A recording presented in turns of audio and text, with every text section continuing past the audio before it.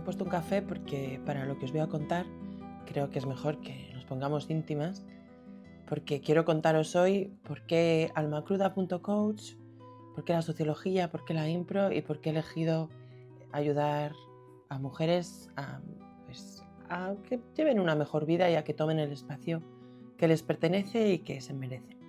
Soy Irene Rujas, soy socióloga, improvisadora y coach. Y Alma Cruda es un proyecto al que he llegado después de muchas vueltas en la vida. Y os voy a contar por qué, porque yo esto tampoco lo sabía. Corría el año, vete tú a saber qué año, y yo estaba mirando fotos antiguas, porque siempre me ha gustado mirar fotos antiguas con mi madre. Y había un montón de fotos de mi hermano con un niño. Y yo miraba y había un niño así como rubito, con ropa de deporte. Este niño, el moreno, es mi hermano.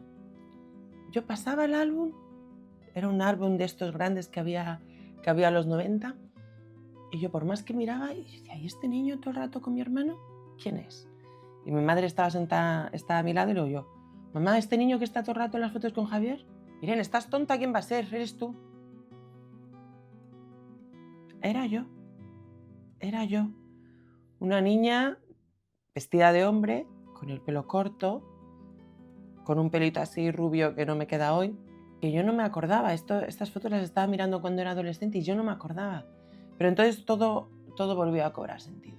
Yo me crié rodeada de hombres, mi hermano, mis primos.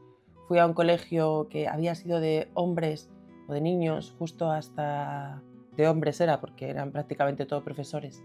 Éramos 8 niñas en una clase de 40. Había ciertas normas, por ejemplo, que teníamos que tener las piernas cerradas, que no podíamos hablar, pero esto solo las niñas. Y yo veía, aquí falta algo, yo no puedo hacer las mismas cosas que hacen ellos, ¿y cuál es la diferencia? Y la única diferencia era que ellos eran hombres. Y entonces dije, vale, pues ¿qué hace un hombre? El pelo corto, los pantalones vaqueros, nunca llevan faldas, ocupan más el espacio, son graciosos, hablan. Y entonces yo le pedí a mi madre que por favor, le supliqué tanto porque yo he sido muy cabezota siempre, que me dejase por favor cortarme el pelo como tenía mi hermano, como tenía mis primos y como tenían todos los compañeros de clase. Ni que decir tiene que en lugar de mejorar la situación, la empeoré. Pasé a ser Manolo. También observé que mi padre se afeitaba con la maquinilla y yo dije, pues voy a hacer lo mismo. Y me pasé la cuchilla de afeitar por toda la cara, mitad de las cejas, pero no tuve más derechos. No tuve nada más que, pues eso, que ataques en el colegio. Yo intenté adaptarme, era un sitio en el que yo no pertenecía por clase social, porque mis padres habían decidido que probablemente un colegio de pago sería mejor educación para nosotros y pues estaban confundidos, obvio.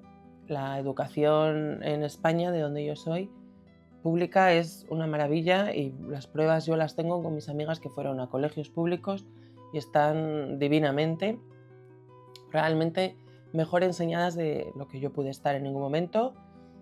Y dejé el colegio y lo dejé débil porque había estado comiéndome ataques, me habían pegado los profesores muchísimo. Yo recuerdo de haber llegado a casa y me acuerdo de los nombres de los profesores, qué pena que esto no haya salido luego más a la luz, de llegar a casa con la cara morada de una torta que me había dado este profesor en el autobús del colegio.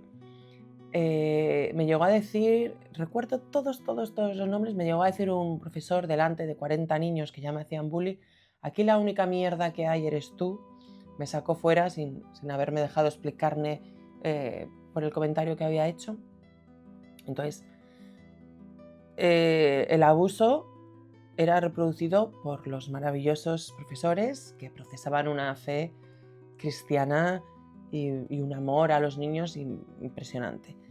Me fui a la enseñanza pública, obviamente yo estaba muy, muy, muy delicada, y creo que el no haber trabajado lo que había pasado en mi vida infantil y el hecho de yo haber querido convertirme en un hombre solo y únicamente para tener los mismos derechos que ellos, había acabado con mi autoestima. Por aquellas no se llevaba lo de la psicología infantil, y pasé al instituto público. Allí conocí, me costó, pero tuve la suerte de conocer a mis ahora amigas, con mi vecina también, que me acogió en su seno, y ella era popular, y entonces íbamos caminando juntas al instituto, y ahí ya poco a poco fui haciendo mi sitio. Tuve tiempos en los que pues, me llevaba con los chicos, porque yo me había comportado siempre con un chico, y no es que a los chicos de aquellas les gustasen las mujeres de ahora 1,82. Entonces siempre estuve relegada como al amigo. Decidí que no quería vivir más en Valladolid y me fui a estudiar a Segovia. El primer año de la carrera de Publicidad y Relaciones Públicas en Segovia no fui a clase porque me daba miedo la gente. Así es. No era capaz de hacerme la idea de que yo iba a ir a un sitio donde no me conocían los compañeros y que tenía que presentarme al mundo, porque estaba totalmente rota por dentro. Esther y Fer estuvieron buscándome por un año, yo creo. Oye, ¿tú eres Irene de Valladolid? A todas las chicas que eran altas y con gafas y con coleta. Me he peinado por excelencia siempre. Así fue como yo empecé a estudiar. El primer año suspendí yo creo que todas las asignaturas, pero a poco, con la ayuda de estos vínculos que fueron mejores, fui como haciéndome un poquito más fuerte. Hice teatro en la universidad. Siempre yo me he sentido un poquito pequeña, pese a ser tan alta. Y ese año, el primer año de carrera, tuvimos una asignatura que se llamaba Sociología. Y era como el hueso, todo el mundo la suspendía, pero no está hecha la miel para la boca del asno. Me llamó la atención, o se me quedó en el subconsciente, y años después de yo haber acabado la carrera, me fui con una beca a estudiar alemán a Viena. Justo era la última promoción del CAP, me volví a hacer el CAP porque una amiga me dijo: Irene, es la última promoción del CAP, y el CAP era lo que es ahora el máster de educación, y era muy interesante hacerlo en ese momento. Todo este tiempo yo había querido, por nada del mundo, estar en Valladolid, de donde yo soy, y me iba metiendo cada vez más. Alquilé una casa, me compré un coche y encontré un trabajo en un pueblo para el que tenía, era como que todo se estaba reproduciendo.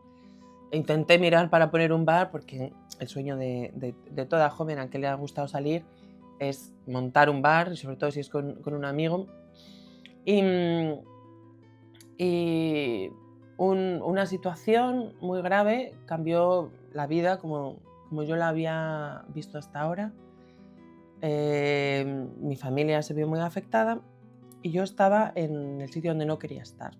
Dejé el trabajo, me eché la manta a la cabeza y me fui a hacer el Camino de Santiago desde San Sebastián, 40 días hasta Santiago de Compostela.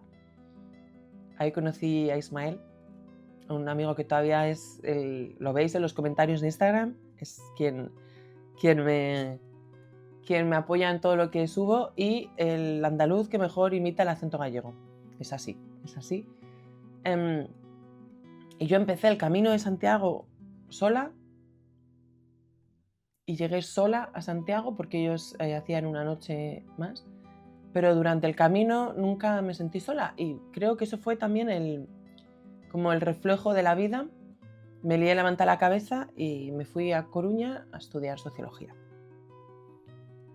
Sociología para mí fue la carrera que puso todo en significado, en sentido.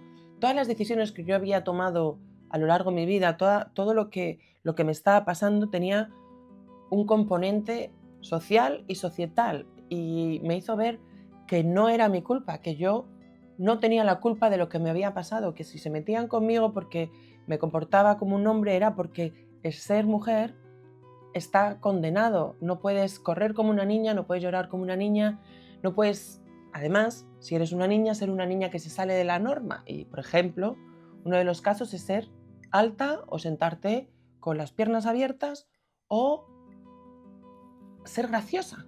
No está dentro de lo que estaba aceptado como niña. Recuerdo la primera vez que Rosa Cobo, una profesora que tuve de Sociología del Género, entró en clase y yo por aquellas no tenía la sensibilidad de saber que había algo, un entramado social tan poderoso como era el patriarcado.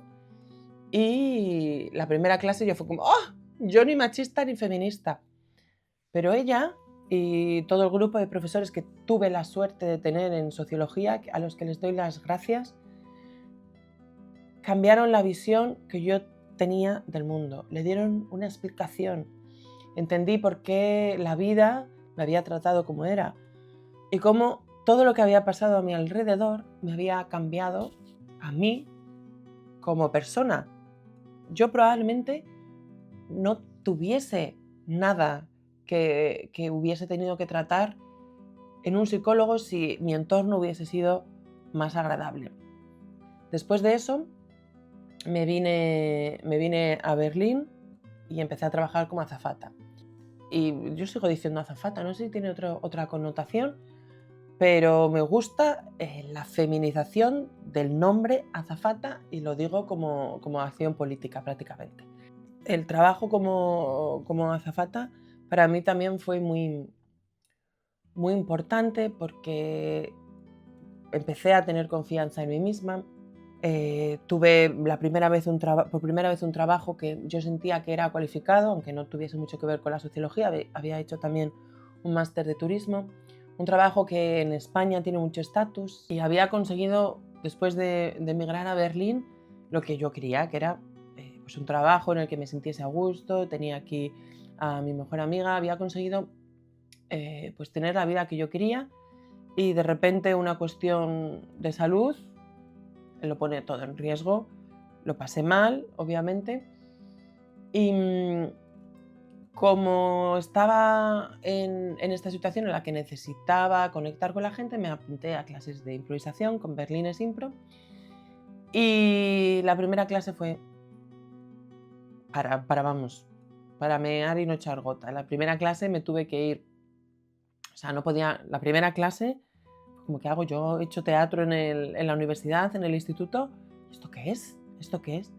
Pero, amiga, le cogí gusto a hacer teatro sin tener que aprender un texto, aunque aprendes muchísimas cosas de técnica, de trabajo, entrenamiento. 20 minutos llevo ya hablando y yo digo, ¿cómo voy a hacer un vídeo de 10? Pues llevo 20 minutos hablando. Y a través de la impro fue cuando empecé a canalizar mis emociones, a ser más optimista.